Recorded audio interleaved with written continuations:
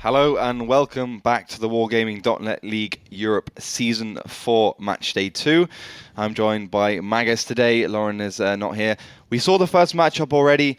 It's been Denali Sports' loss against Finnish team Freefall in a very interesting set of matches. I think Denali Sport maybe has to go back to the drawing board, maybe take some of the teams a little bit more seriously as well, especially the new ones.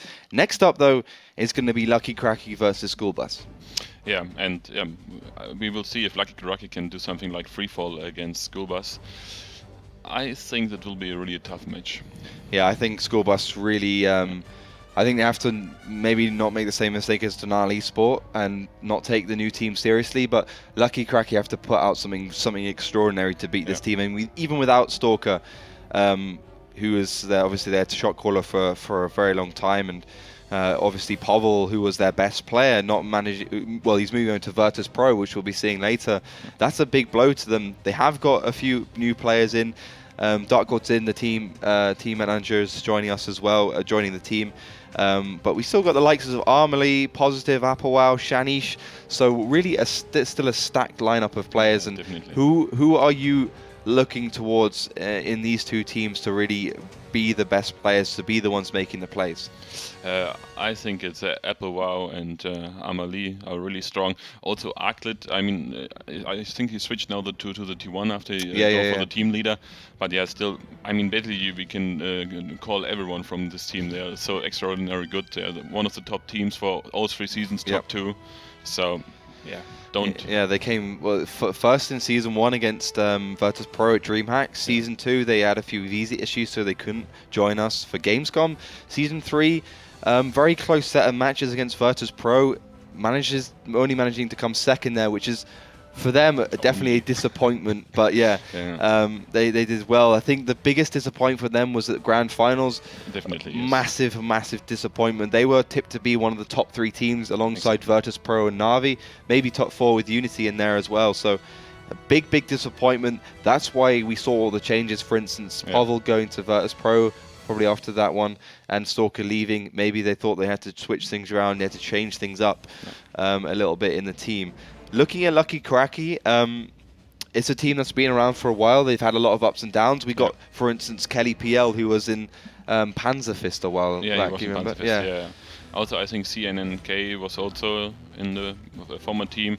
So, yeah, a few of the names you know if you follow World of Tanks since the beginning. Yeah, you can see the 2 lineups there we'll be seeing. Bishu, Jamal, Kelly, Karak, McMoney, Matt PL, RBX for the side of Lucky Kuraki. I believe Kuraki is the actual team leader for that one, if I'm not mistaken, the shot caller. I think he's the team leader, actually, yes. Yeah. And Matt Pielis, if I remember right, he's one of the tactic guys, so he is thinking about what they can do and what to expect from the enemy team. So I think these are the 2 key players for Lucky Kuraki. Yeah, certainly. And for SchoolBus, we got Arklit, Dark God's in, who's just joined the team. Dead Hunter, another new addition, Live for Surf, new addition, Positive, Red to Samba, who's Armely, and finally the man that can, Shanish, the T69 Extraordinaire. So those are our 2 teams going up into this matchup. Our first map will be PROKHOROVKA, like we saw in the previous one. A map we haven't seen too many wins. These teams really can't make use of that 1,000 by 1,000 meters. It's a really big one. I think I've always been impressed with SchoolBus more on city maps than I have on open maps. So maybe Lucky Kuraki can pull something back. Yeah, but the problem for Lucky Kuraki is the team play a bit. They're lacking a bit the team play and the accuracy in the team fights. I would not say they're wasting shells, but they didn't hit every single shell. If you have to count your shells, then sometimes they're missing few shells, and that can be the big trouble because SchoolBus will not forgive them that. So yeah, they're going to be an unforgiving team. I don't think they're going to have much of a chance if they miss even a couple of shells. But the lineup for SchoolBus, at least the AAA MX 3090, T32, T69, same as we saw from Freefall. I believe they're starting from the south as well. And for Lucky Kuraki, it's going to be the AAA MX 3090 double T69. Still waiting for CNNK to join in, but you'll almost certainly bring a tier 1. bringing up the points to 42. I mean, there's only 1 point missing, but the SchoolBus is starting from the north, we will see the T32 from the north, and I think it's a bit easier to get the T32 in position. It still can be in trouble if you don't if you have a bad spawner, you can be in trouble, but it's a bit easier. And I think we will see also SchoolBus going for the open side. See that they go directly straight down the 3 line. That's the T32. Yeah, it certainly could be the case. We'll have to wait and see. I've never been a massive fan of the T32. It's always a hard one from the south, from the north, but we're going to have to wait and find out because it's PROKHOROVKA.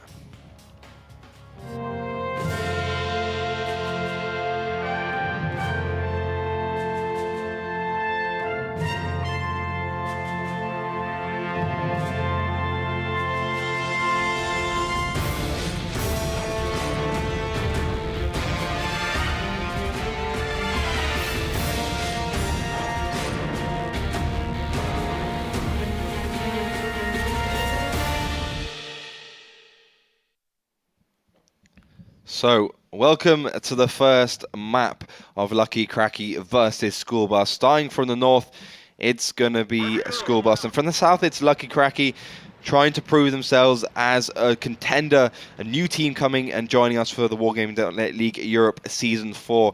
An aggressive start by SchoolBus, all heading towards that tree road, which we haven't seen so much of. Interesting stuff, though, from Lucky Kuraki.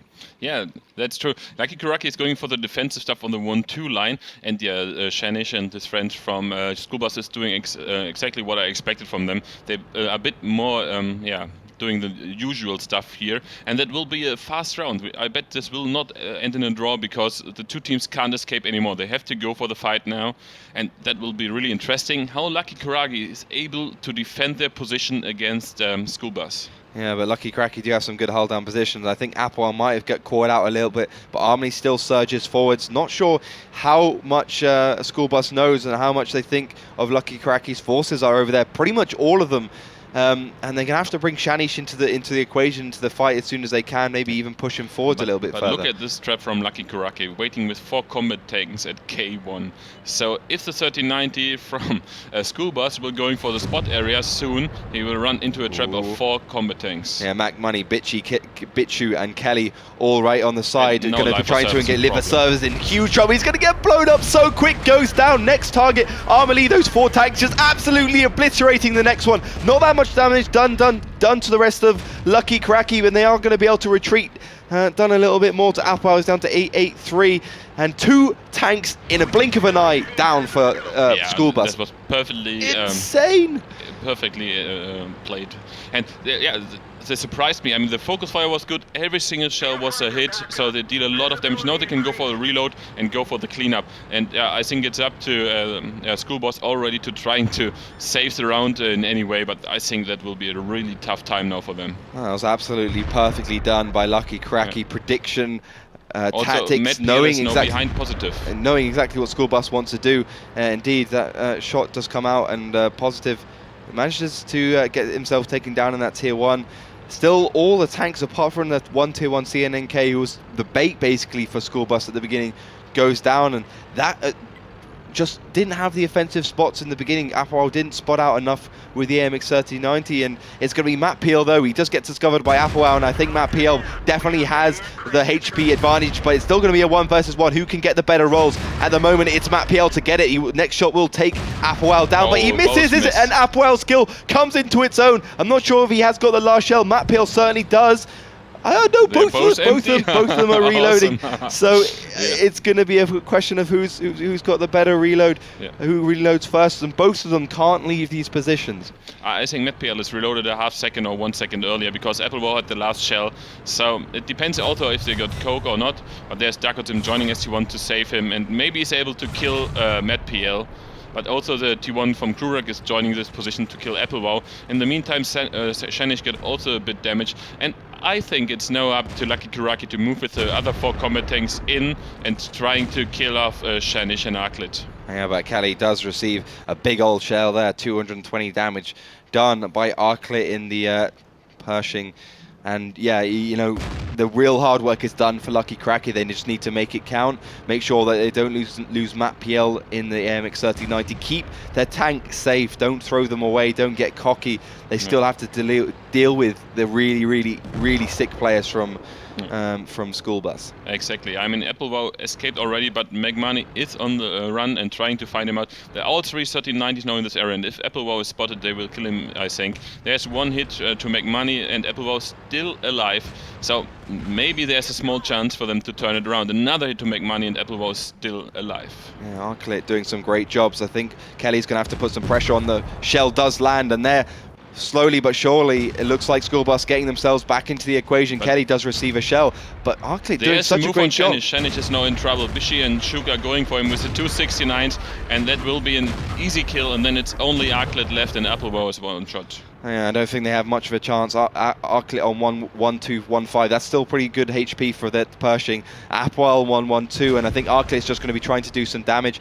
Misses a shell onto Matt PL, who's on very low HP, and 240 damage is the average for the Pershing. See if he can connect this one onto Kelly, who's having to dart and dodge out there. Doesn't manage to land it, so Kelly does manage to live that one, at least 6.8 seconds to reload on the Pershing, but Matt PL next target. Yeah, the point is now they have to get into the game with Shock and be sure. They have to use the T69s to clean it up. Otherwise, if they lose Kelly and Matpl, it's a 2-2. And with a good spotting from Applewell and Abash and Arclit behind, they can still turn it around. So it's already a 3-2 now. And if the 269s not doing a good job now, it's still a slightly chance for SchoolBus to turn it around. Yeah, very small chance though. They just have to get the T69s in the right position. First one does get it spotted out. That's Bishu. He hasn't spotted out Applewell. He gets very lucky, but they do spot out Arclit, but he's hull down. And I think maybe Kelly has to find his way into this. But if I was Lucky Kuraki, I'd be looking for a kill onto Applewell before anything else. So Applewell has to be very careful. Kelly does slowly start to creep over that hill if he can connect a shell. I think he will be able to without receiving one from and Kelly have to run now. I think there's no chance how he can survive. Arclit will finish him off and will not even receive damage back, I think, because the 69s are out of position. They're playing too passive with the 69s. They have to do something because Arclit is now moving over and he will give Kelly the finishing blow. Oh, track shot, lucky him. And yeah, he also bounced one shell from Bishu, I think. And the 69, they should start moving. Oh, but brilliant little finisher there from Applewell. The man who just hits absolutely everything. He's been the player I've really enjoyed. People say Pavel's been the best player in this team, SchoolBus. But I think it's Applewell, and obviously Pavel's not there, so it's almost 100% Applewell. And Bishu and Shock aren't being aggressive. They aren't going forwards. And at the moment, it's SchoolBus bringing it back and from a 4 versus 2 situation to a 2-2 situation, but the T69s have the better HP and they can still win this. Exactly, and the 3090 have to snipe, so he can't really land every shell. And the 69s, I mean, they can just go in, collapse on Arclit, kill him, and then going for the reload, driving safe, and Applewell is a one-shot. There's no chance he can do something. And yeah, I would say Lucky Kuraki just missed the chance to finish them off. The 269s were just far too late, and I think, yeah, that maybe cost them the game now, or at least it will end in a draw, because yeah, the Arclit can spot them and Applewell can shoot from the top without getting spotted. Yeah, this is going very badly. The initial engagement from Lucky Kuraki was good, but you can see the skill and the decision making from SchoolBus, the experience they have, just comes into the equation, and that's the problem for these new teams. Yes, they might have a good idea, but they don't have the players to back it up. They don't have the ability to back it up, and that's disastrous. 2 minutes and 25 seconds left on this clock for Lucky Kurakis to bring this through and bring it through with a win. Shock and Bishu heading up towards the middle. These two players have been pretty awful, I have to say it, for Lucky Kuraki so far. A little bit late on the push on the T32. And what they're doing is obvious. You know, they can push wherever they want. Going up to the middle, then going down again, there's pointless.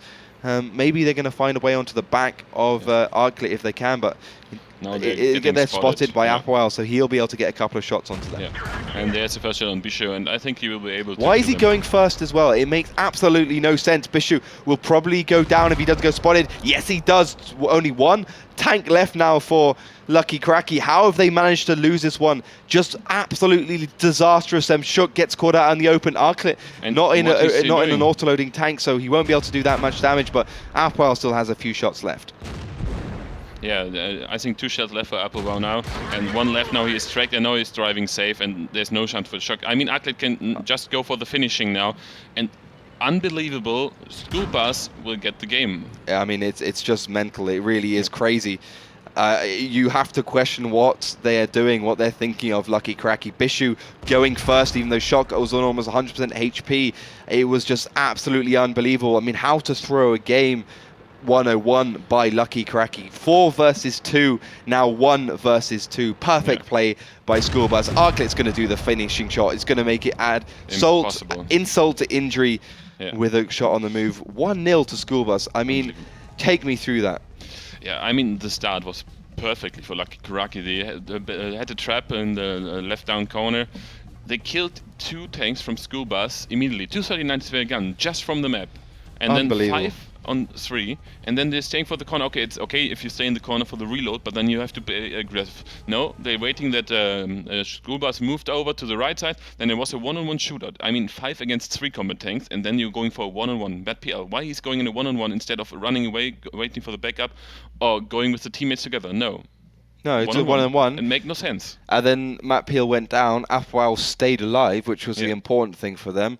And then those T69s, they clapped onto the T32, which was a good idea. A little bit late again. They should have gone for the T32 much earlier. Exactly. Taken him down and then got the T69s in a position to support Matt Peel in that MX1390.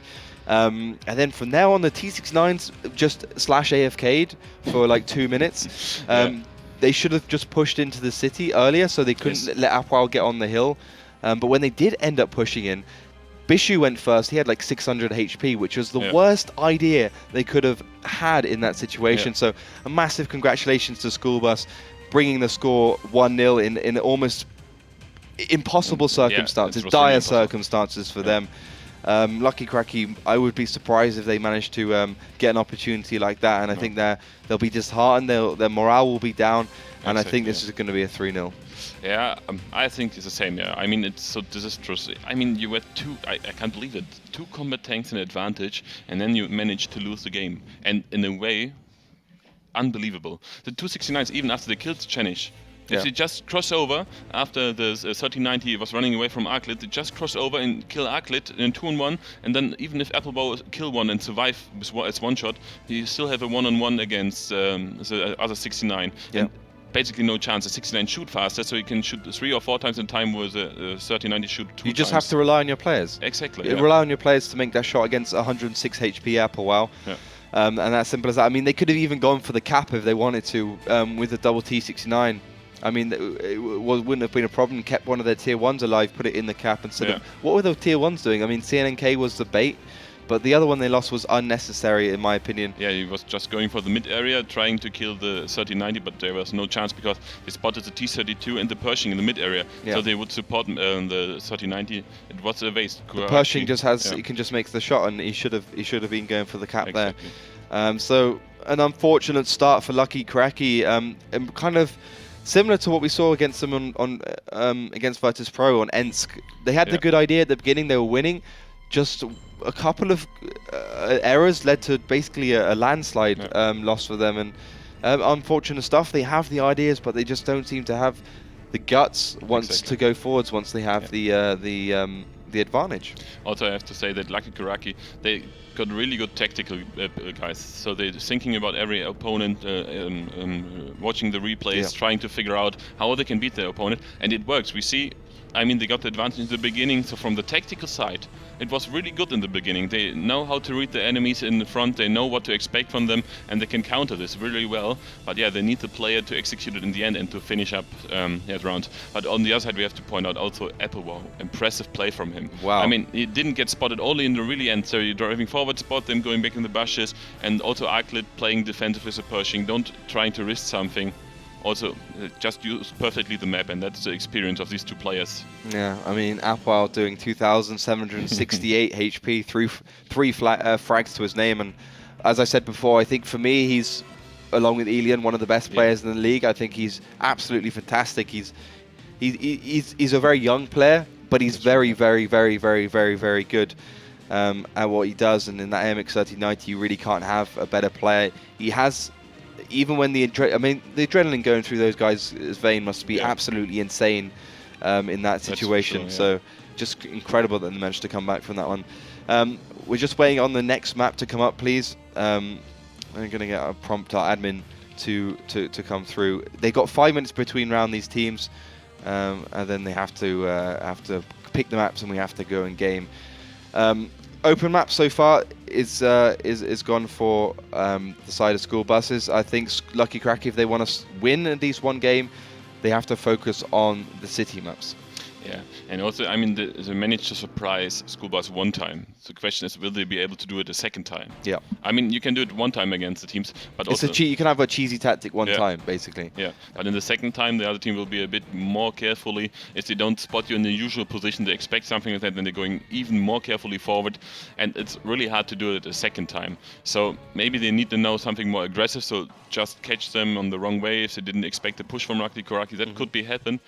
But still, it will be really hard now for Lucky Kuraki to come back into the game. Yeah, it certainly will be a tricky situation. But it's good to see that Lucky Kuraki is a team that is a team that's certainly able to be one of the top teams. Yeah. You know, in previous seasons, maybe the teams lower down that table, the new teams didn't manage to challenge the older dogs. But this, as I said before, season 4 is really setting up to be one of the best, most competitive season, if not the most competitive season we've seen in the Wargaming League. For Europe and indeed the Wargaming League for all regions, I think we can safely say. Next map will be ENSK. We are finally ready to get underway. For the side of SchoolBus, it's going to be the double AMX 5100 triple AMX 5100 double IS3.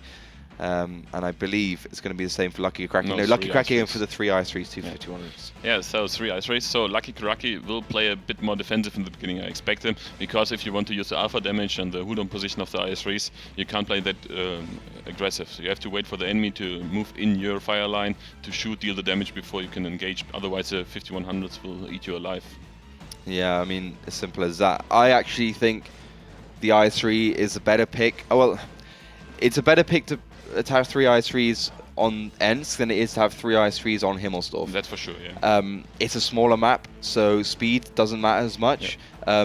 We don't have the collapse ons, we don't have the big firefights. It's quite often about playing around the green side and the railroads where you need the hull down from the IS3 and you need the alpha from the IS3 as well. Yeah, you need, and also you split a bit more. On Himmelsdorf, you stay really focused on one corner or one direction where you want to move or one line. And on ENSK, we often see the split all over the railways from north to south. Yeah, so we're ready to get into our second map. It's going to be ENSK.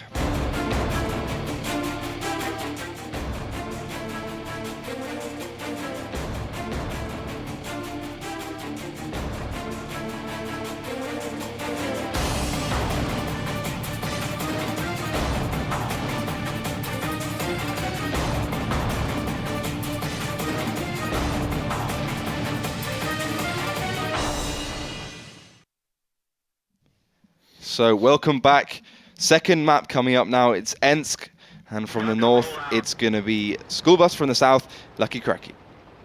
Yeah, and we're seeing that MatPL is leading his team to the city side immediately, and looks like that SchoolBus is doing exactly the same. So maybe we will see, like on PROKHOROVKA, immediately in the beginning of the shootout, even if the team from SchoolBus now decide to go a bit more into defensive position, I think Lucky Kuraki will move in and trying to go for a fast attack to surprise him again. Well, yeah, I think maybe even some of the tanks from SchoolBus are slightly out of position. Well, Armely, for Surf, Darkgodsim in the 5100s, the IS3 in the tier 1, sitting back, positive towards the right. Arclit, Apoel are the first targets they'll go for, and if you look, Shanish all the way out in the 5100, no tanks spotted though, so we don't really know what's going on, although now finally Darkgodsim does get spotted going down that line, maybe even called to rotate from Lucky Kuraki. Yeah, and yeah, they're waiting now for a bit more vision. Kelly is now spotted, and there's a first shot coming out from Arclit on in, it looks like.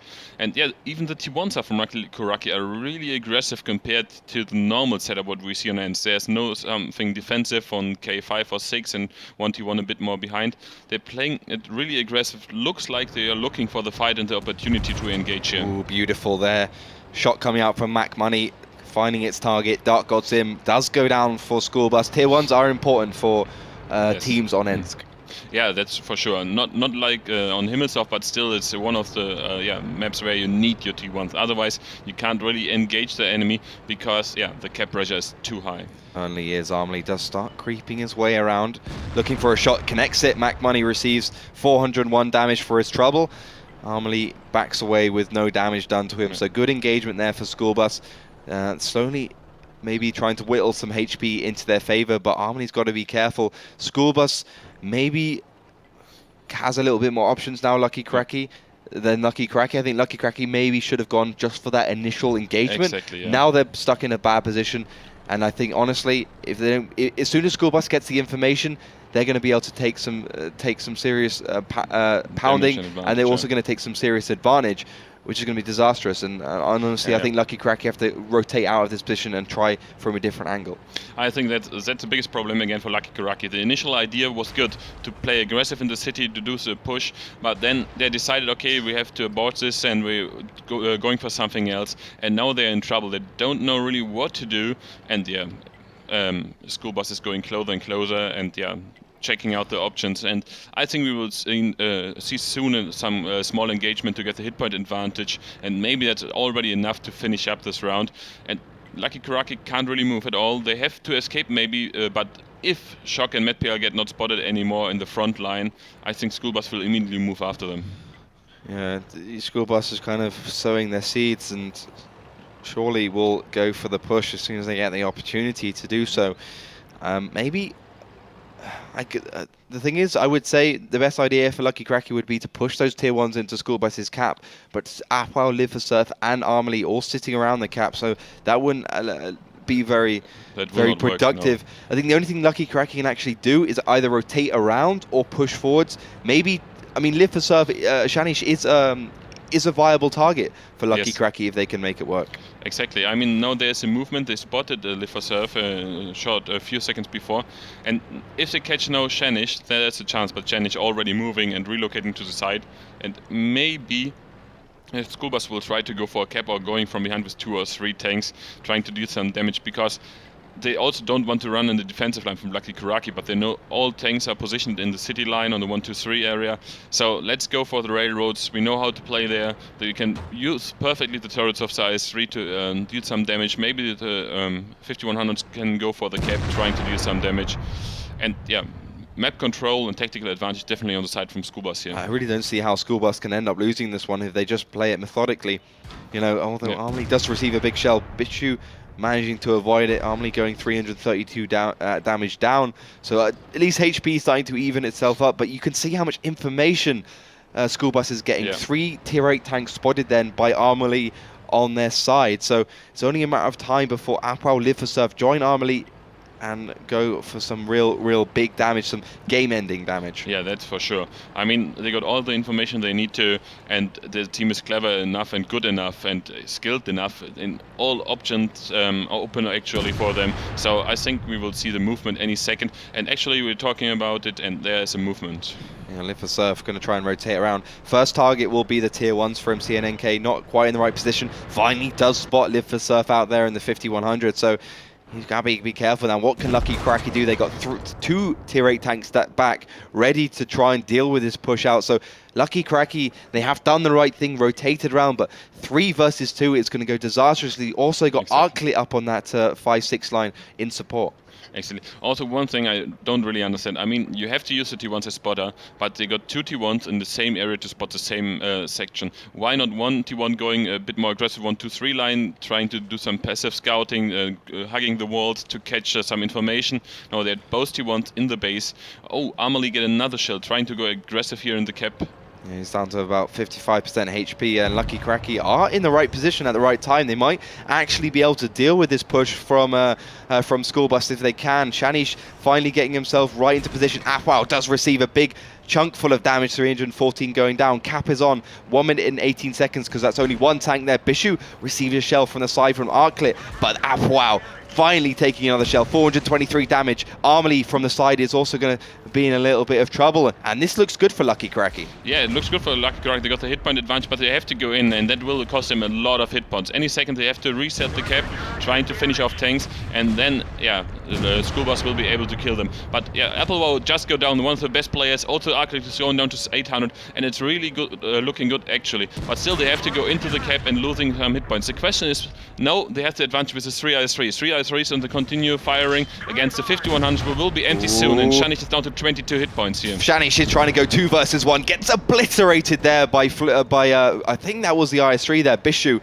Shock, Kelly onto Armely, trying to take him down. As you said, the 2 IS3 really coming through. Armely gets pounded, also gets tracked, managing to bounce his shell. Kelly does the final shell, takes down Armely. Arclit live for surf left. Matt PL onto Arclit. He's on about 50% HP, but 2 IS3 versus 1. The amount of damage they could do, even with that low roll. Shock is going to try and finish him off. Arclit will go down, and live for surf trying to get out of there in the 5100. Still 5 tier 8 tanks alive for Lucky Kuraki. What a fantastic job they did at the right time. Even without the information, they were there, and they were there to deal with it, and they did it perfectly. Yeah, the base defense was really well played here from Lucky Kuraki, but I would say it was also not the best way to engage there for SchoolBus. It was more like, let's go in trying to kill them. Maybe they were underestimate them a bit after the last round where they beat them basically 2-on-5. So they say, okay, let's go in, we will focus them out, and then it will be working out. But not against Lucky Kuraki. Even Lucky Kuraki, one of the lower teams in the whole Pro League, is good enough to beat at any time a top 2 team. Yeah, I mean, this really does show how close this league is. Lucky Kuraki keeping their nerve and finally managed to win. I said it, you know, Lucky Kuraki have more of a chance on city maps where it's a little bit easier, a little bit more straightforward, at least in the brain. And I think, you know, we all start playing World of Tanks on city maps. That's our favorite one. So I think they had a better chance. So evening the scores up for these two teams, 1 apiece. PROKHOROVKA went to SchoolBus in that 2 versus 5 situation we were talking about. And now on ENSK, I thought honestly SchoolBus would be able to win that one. But they went for the cap. They had 1 tank in the cap. I think Shanish maybe been out of position a little bit. I think they should have come from behind with maybe 2 5100s. Generally, you know, Lucky Kuraki just bided their time. They weren't too aggressive. They didn't go in right at the beginning. You know, you said as soon as they turned that corner, try and stop the cap, they would receive a lot of damage, but they never really committed. They knew that they would be able to stop the cap at any time, so they didn't suicide. Yeah, there was not that much pressure on the cap clock, and also Armely was not in a really good position. He was not safe to the tanks from Lucky Kuraki, so they could reset the cap without really engaging and showing the full tank. So it was really hard for SchoolBus to deal some damage to Lucky Kuraki, but it was really easy to reset the cap and deal constantly damage. Also, I think that SchoolBus expected them to attack also in the north area. They had Shanish, and another tank was in the mid or north part of the map, and they arrived too late in the cap area because they recognized too late that Lucky Kuraki is focused with all 5 tanks on their own base. So they don't attack, they just defend, and so they're missing this 15-20 seconds before Shanish and his friend arrived. And also Lucky Kuraki made the clever move. They're going with 2 tanks to the mid areas on the 5 line, so they had a crossfire position on the team of SchoolBus, and it was easy for them to reset the cap. Yeah, it was really a masterclass of basic World of Tanks skills. You know, every team has got to train that defense. It is one of the more common tactics what SchoolBus did, and as a team I would train specifically to stop that tactic from both the north and the south. But yeah, congratulations. Next map will be Steps. This could be the decider if one of these 2 teams take it. So triple AMX 1390, double T69, double T1 standard lineup coming out from the Polish team Lucky Kuraki. Now just waiting for SchoolBus to pick theirs. What do you think? You think something a little bit heavier? We've seen the T32 a couple of times in this one. Could be possible that they're playing something more heavier because they know how to play on steps, and SchoolBus like to play really aggressive on steps. So I saw them also playing with an IS3 one, with a T32 IS3 and 33090s, I think, in the past. Not in the season, but on Go 4 maybe it was on steps. I don't know, but I definitely remember that they like to play with heavies and then still aggressive. Yeah, it looks like your prediction is right, because 2 IS3s have come out for SchoolBus, triple AMX 3090s alongside them, and of course the 2 tier 1s to add the 2 tier points left. So What can you say for SchoolBus? We don't see the IS-3 so much, we see the T-32s on this map. I would say that they use the IS-3s a bit as sniper. I mean, they're not the accurate gun at all, but they can do a nice alpha damage. Also, on the long range shoots in steps, normally if you spot someone in the beginning, you shoot on 300 to 400 meters, and then with IS-3 you bounce so many shells from 3090s and 69s. And if they are on reload and empty the clip on your IS-3s and they're still alive, you can just push in constant damage of the IS-3s, combined with the 33090s as well. And it's a good way to clean up light setups. Yeah, I think the IS-3s are great against those AMX 3090s. I think it's going to be hard though for SchoolBus. The mobility is definitely down for the IS-3. Yeah. It's pretty fast, but the horsepower per ton ratio is not that good. So when it comes to hills and obstacles, it can be quite slow in general. But we are ready for our third map, Steps.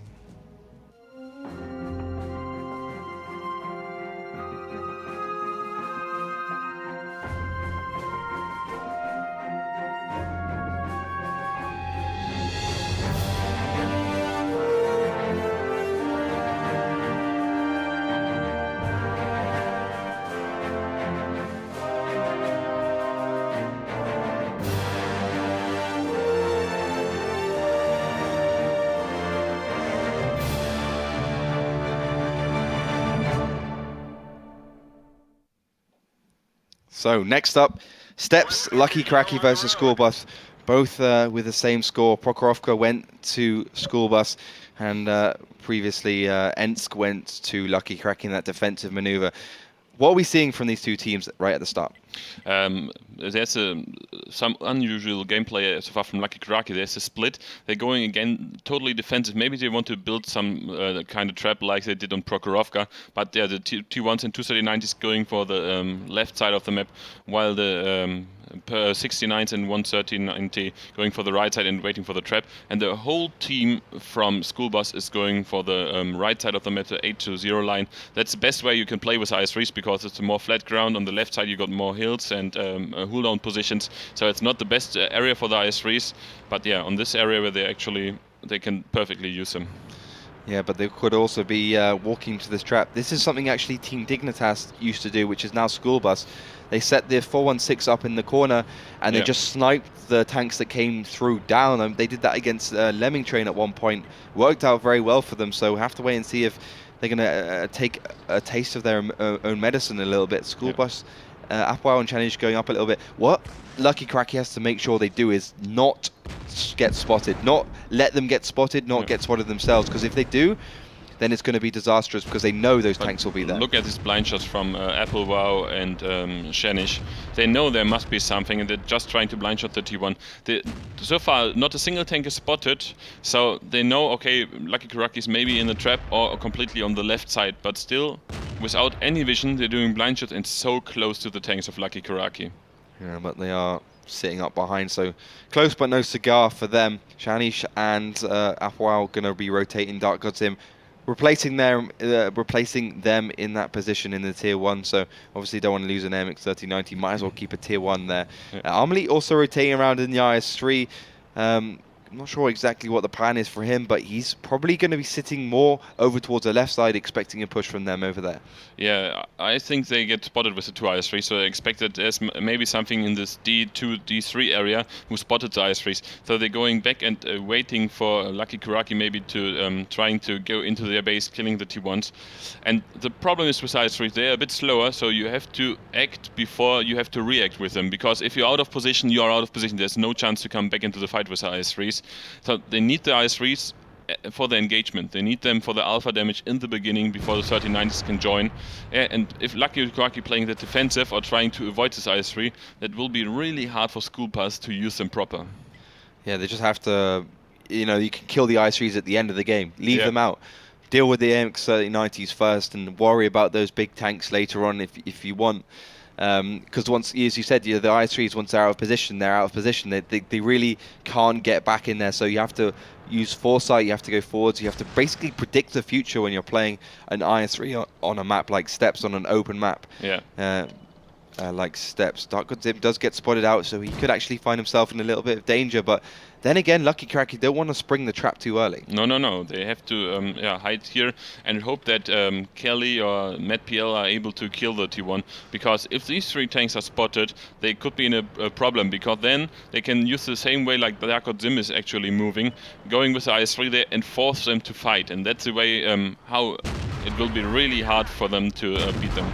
Yeah, that... all 3 tanks are spotted. All 3 tanks are spotted. Bitchu, Shock, and MatPL spotted. So that's trap now out of the question, and all SchoolBus has to do is basically put tanks in the right position to crossfire them if they get out of there, because those 3 tanks are pretty much stuck where they are. Yeah, they can't really escape from here. They have to cross over the open area in the cap zone or going to the right side directly in the arms of SchoolBus. So now it's all up to clear the rest of the map for SchoolBus and going closer and closer to this area where the 3 tanks can't escape. Just let 1T1 or 1390 here to spot them, that they can't run, and then going maybe from the left side, killing up the T1s and the other 2 1390s. That's the best way I think SchoolBus can manage that. They should not engage immediately here, they just should try to clear the left side. And actually they are moving for the left side, so they're doing the same. Only problems I see here for SchoolBus is they don't trying to spot anymore this area. So if the 3 tanks from Lucky Kuraki trying to escape or move, what they just in the moment are doing, there's no tanks who can shoot them. Yeah, Arclick got spotted trying to reverse, and obviously the IS-3 reversing is definitely indicative of the rest of the team trying to get out of there. So they are going to be able to remove themselves from that awkward position. Liftsurf and Apwild starting to group up, heading down the middle road, something we've seen more teams, we saw Denali Esport do, but instead with the MX-1390s, not the T-69s, maybe trying to go for the crossfire, but it's 2 and there's 4 tier 8 tanks for Lucky Kuraki. They are maybe going over towards the trench side, trying to get the advantage over there, but I actually like what Lucky Kuraki is doing. They're reacting, they're thinking, and they're taking all the ground which SchoolBus has given up. Yeah, that was a good decision. I mean, they waited a few seconds, then they spotted the IS-3s going back to base, and then they immediately going for the follow-up, trying to figure out what is SchoolBus doing. And now they're already again in a good position to defend and also to attack. And that's one thing I don't understand, why SchoolBus is going with all tanks to this area. Why not letting a T1 there or a 1390 to get the initial spot, know that they are moving, and then going back for the recovery? No, they're just staying with all tanks back in the base and give Lucky Kuraki the chance to regroup and set a new game plan. Yeah, put your best player over towards on his own or over towards the left side, spot out what the other team is doing, and either way on this map, even if your team is pushing on the other side, that MX-39, just because the map is so flat, is still going to be able to support the rest of his team. He's still going to be able to do the damage. If Lucky Kuraki were reversing or trying to get out of the bad situation, those that MX-1390 will still be on the cross. He will still be able to get the crossfire. So maybe a little bit of a trick missed, but then again, it does look like SchoolBus wants to commit all their resources, apart from Chanish, and towards his push over the right side. It's Kuraki though in the tier 1. He's going to try and spot them out as they do creep over here, but those 2 IS-3s, there's 2 big monsters that Lucky Kuraki going to have to deal with. Yeah, it's really untypical for SchoolBus that they're clustering with all tanks so close together. Normally they use much more map control and the faster tanks to spot, but I think they don't want to go in a trap with the small light tanks, because the IS-3s will not be able to help. But there's a spot now. Kuraki is spotted in his T1, and I think he will die any second. The question is now, what will the guys from Lucky Kuraki do? The best thing they can do is now just go for the cap, because the IS-3 will never ever be in time back, and if the 1390s or the Shanish trying to reset the cap, then they can just go for them and trying to finish them up. Yeah, Positive is going to be there to try and stop the cap to spot out. Also going to get himself out of there as quickly as possible. He shouldn't go down. Lucky he doesn't go down. That could be the killer move. Shanish, though, trying to get the crossfire. 3 tanks in the cap. That's going to bring it down to 40 seconds in total. Mac Money is going to come around, take down Positive any second now. Finally does go for it. And look how far out of position SchoolBus are doing. At the moment, Lucky Kuraki are doing it absolutely perfectly. Yeah. Definitely, they're playing a good game, but only 2 tanks now left in the cap. They're going forward. That's also a good thing. 2 tanks in the cap and going with everyone else forward. And the IS-3 look at the mini-map. I mean, they're not even crossing half of the map, and the cap is done in 11 seconds. There was a third tank as well in the cap. I think there's no chance they can reset now. They have to go all in now, and they will lose so many hit points on the light tanks. The reset does come through. Shock does get a shell to his face, so Live for Serve is going to get enough to go in. This could be actually the comeback, but that's the thing. Live for Serve gets the crossfire on, gets taken down. 7 seconds left on the cap. Arclit gets tracked in, so he can't actually get back to the cap in time. So it's all on Apwao. He has to try and land that shell. 3 seconds left, 95%. Bishu trying to block as best as he can. He's doing a fantastic job. Base captured Lucky Kuraki, 2-1. Unbelievable, yeah, and that's the best say. They spotted the IS-3s in this house and immediately go for the cap, and then not with all tanks in the cap, they go with 2, in the beginning with 3 tanks to make some pressure, so they had to move in with the light tanks because the IS-3 were out of position, and then they were going forward, block them, deal damage, perfectly executed. It literally couldn't have gone better for Lucky Kuraki. No, the timing was so 2 good. IS-3s, bad decision from SchoolBus, I think. Yeah. 1 T-32 would have been fine. I think a double T-69 would have been a lot better. They would have been actually being able to stop that cap. The T-69s would be in the right position. So, I mean, we joked before the break that this would be a day of upsets, and so far it certainly does look like that. I mean, we talked about the results before, but you've got to stress it. SchoolBus are a top 4 team in the world, and it just doesn't look like they are at the moment because Lucky Kuraki are doing everything right. It's not even like SchoolBus are playing badly. They're Lucky Kuraki are playing well. They're reacting well. Then they did everything in that situation right. Yeah, I mean, on PROKHOROVKA, they did a mistake after the good beginning, but on ENSK, they did the right decision, going with all tanks for the base defense. Don't attack, trying to deal some damage from behind. No, we just focus on this area, going all together. That's the best chance for us. And the same here, we're going all to the north. Good reaction after SchoolBus going back on the north side, to the north side. Okay, follow up. They will go for the left side. We going on the right side behind him, unspotted. And I think the only thing why this cap worked is because they had no spot on the right side. Yeah. There were no 3090, no T1, and that's what's the biggest problem from SchoolBus here. They had no vision, no map control. And then IS-3, I mean, they were spotted left down in the corner, and right up is the cap. Yeah. No chance. Yeah, and I think, you know, positive. He basically had 2 options. He could stay behind the house where he was, or, you know, there's that bush up on the plateau behind the railroads. Yeah. Even if positive was there, you would have coated optics and binos. He would have been able to spot them just about early enough for those IS-3s and for SchoolBus to get back. So these tiny little decisions that these teams are making, the difference between a win and loss, and it's such a thin line. Next map is going to be Cliff. Incredibly, this is the 4th map, I believe. It's the 4th, yes. So SchoolBus can still win it. They can still bring it through 3-2, but Lucky Kuraki only have to take 1 map. Yeah, only 1 map. And Cliff, I mean, if we can count on SchoolBus on 1 map, I think it is Cliff, because the player skill is definitely in favor of SchoolBus. Yep. And on Cliff, you need everything what the player can do. So you need the focus fire, you need the skill, you need the fast decision, the good reaction, you need the good shielding of your teammates. And I think if they are not able to win on Cliff, there's no chance how they can beat Lucky Kuraki if they're playing 20 more rounds or 30 rounds today. Indeed, Lucky Kuraki going for another heavy setup. This is what they did against Virtus Pro, remember. Triple 5100 IS MX 3090 times 2 double tier 1.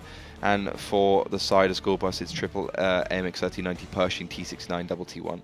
Yeah, this will be interesting how they react on this 5100 setup from Lucky Kuraki. I mean, the gun depression of the 5100 is not really good, but the firepower is amazing. If you just go for the brawl in, you got so many firepower. I mean, it's 5,200 damage. 5,400 damage, I'm not sure. 5,400 damage you can deal if it's just normal shells. Yeah, but I think what SchoolBus's plan will be here is just to pot shot. Yeah. Get the shots, slowly whittle down those 51 inches, so when you actually engage, you don't actually have to focus too much time, and you can just take one down at a time, and it won't be able to get rid of all those 6 shells. But both teams are set in. I think for me, the pivotal player, the key player in this one's going to be Arclit in the Pershing. Yeah, definitely. The Pershing, I mean, he was also the key player basically on PROKHOROVKA with Applewell together. And yeah, I really want to see how they will play this on for Cliff. They're starting in this house, so they got the slightly advantage also for the 3090 with the spotting against the 5100. But yeah, they also have to use it. And Lucky Kuraki got also 2 3090s to block the mid area against 3.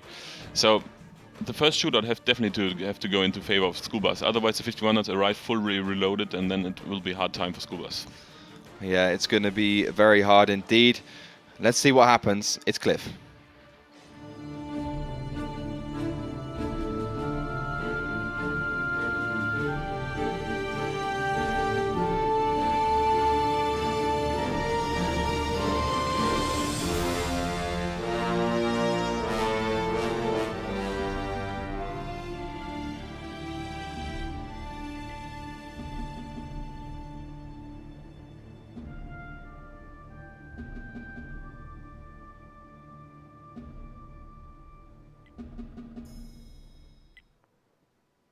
It's now our fourth map, and it is do or die time for SchoolBus.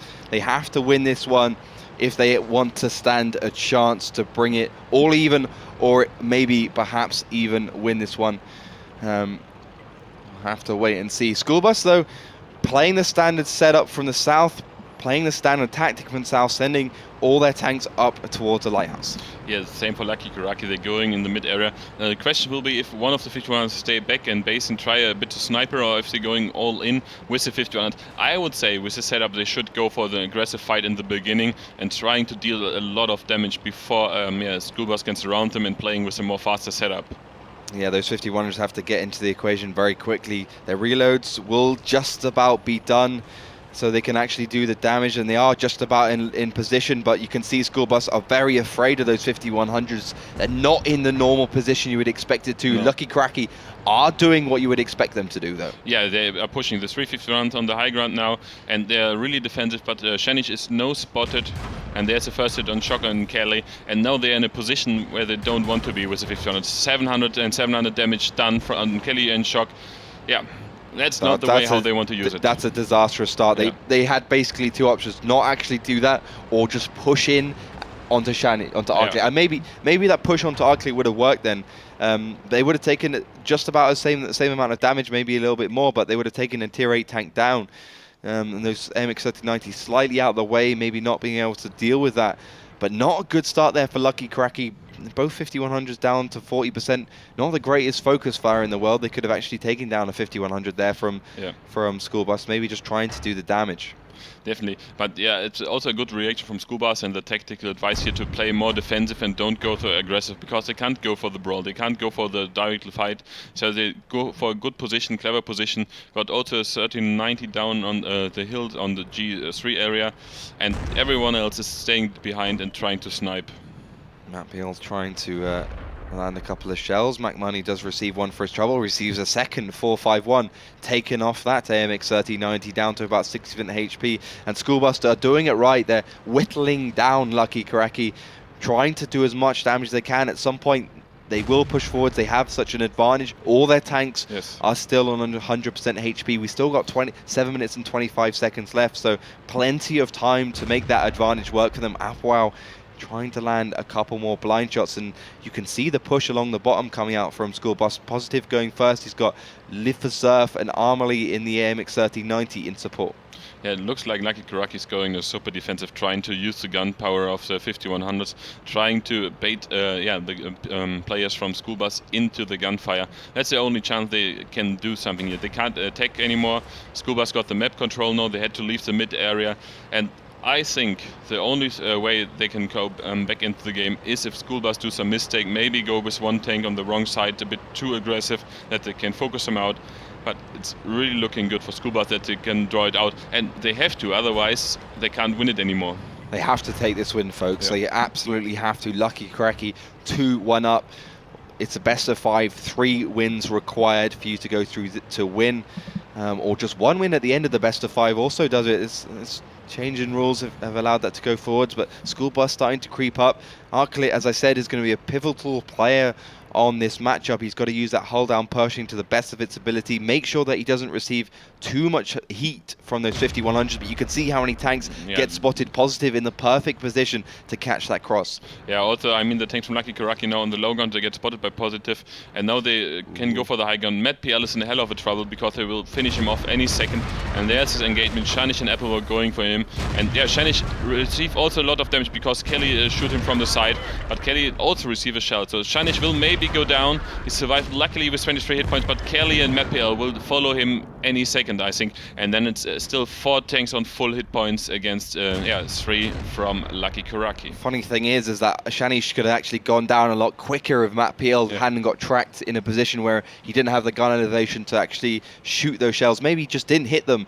That would have been a better situation if Shanish had gone down earlier. Maybe Kelly wouldn't have been spotted for so long and they could live through that. But Lucky Kuraki want to go on the offensive. They want to use those 50-100s. This could actually be disastrous for them because Live for Surf, Armley are in the right position to deal with it, because the AMX 50-100s won't have gun depression. But it's again our couple here, Shock and Bishu, like in the 69s and PROKHOROVKA, driving together, and maybe they're again too late, and yeah, they don't do the right decision to engage earlier, and now they're running back, and they're again still on the low ground. If they get spotted there, there's no chance for them to escape. SchoolBus will just eliminate them from the top without any chance of escape.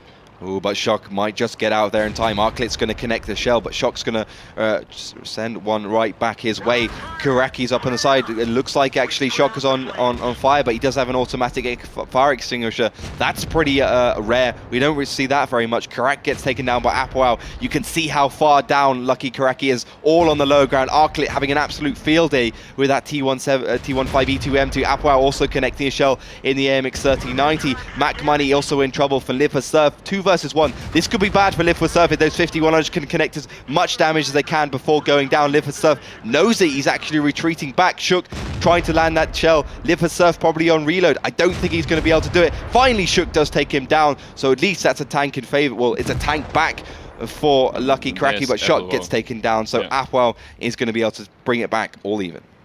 Yeah, also one thing I don't understand was why is CNNK going back to the base? I mean, you can maybe go for the draw, secure the draw all in all, but here they will find him pretty easy.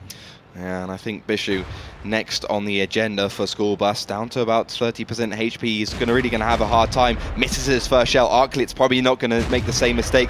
Second shell will hit, but Arclit is off reload, will take him down. So Bishu falling to the hands of Arclit, and now only CNNK in that tier 1 left. He's in pretty unlikely position. Maybe going to be hard for SchoolBus to find him, but you always have that second option, which is the cap, which they will be able to do. They have plenty of time to do it. 3 minutes and 8 seconds, and CNK knows it.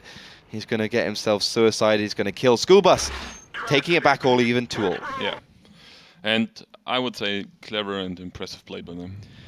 Yeah, not too bad. 5100's not working out well. I think it was already lost when those two 5100s lost 40% HP at the beginning.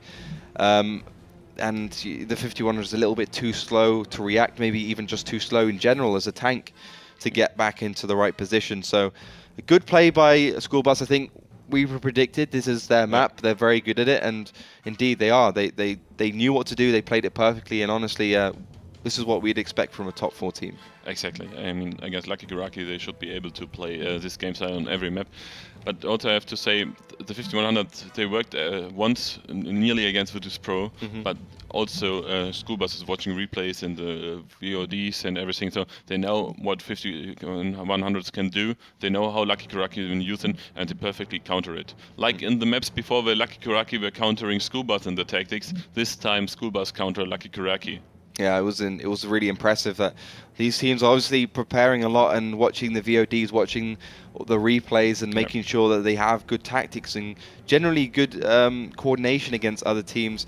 You know, even though it was from the south, Lucky Kuraki started from the south with the 50-100s, and this time it was from the north.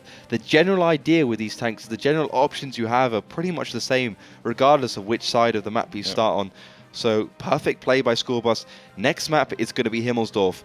A decider, interestingly enough, must be very hard for Lucky Kuraki, because this would be a win already if they just managed to do that first bit of damage on PROKHOROVKA. Yeah. That's true. The question will be if Lucky Kuraki just play defensive, because if they draw it out against a team like SchoolBus, it's a point they didn't expect or count on for the whole season. So it's just a bonus point. And yeah, for Shanish and the other one, Pavel, Applewell, not Pavel, but they have to go in because they need the 3 points. They want to go for the first place. They're fighting against Virtus Pro and the other top teams for the first place on the season. They want to be directly qualified for the semi-finals on the LAN finals. So everything is now on the side of SchoolBus. They have to attack. Yeah, it does come down to that.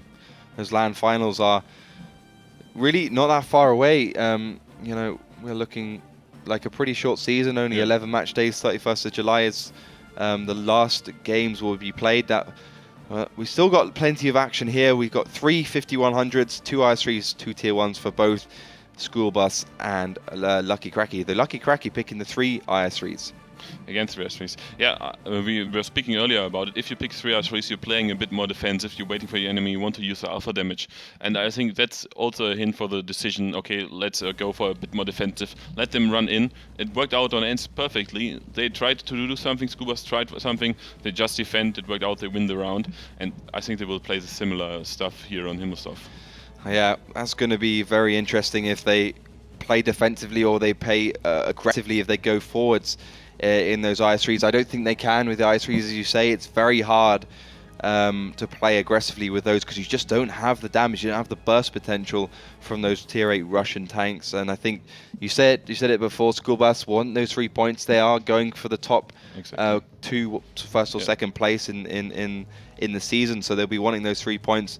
I've been of no opinion really of SchoolBus on Himmelsdorf. I don't think it's their strongest map. It's definitely not their strongest map, but still, even on the weaker maps, they should be able to beat a team like Lucky Kuraki if they want to go for the top 2. Yeah, they certainly have to. So we're ready to get into our 5th round, Himmelsdorf.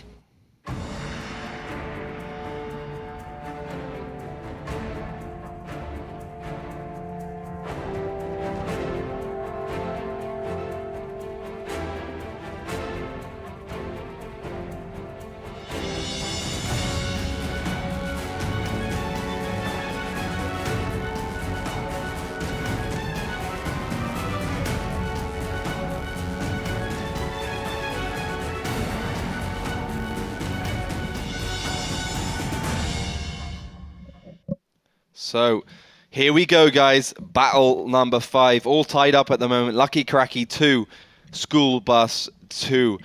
The winner of this one will be receiving those 3 points. This could be a draw. That's what Lucky Kuraki, the Polish team, want. SchoolBus want the win here. Starting from the north, it will be SchoolBus. Starting from the south, Lucky Kuraki. Yeah, Lucky Kuraki is going for the 8 line and the hill area with all combat tanks.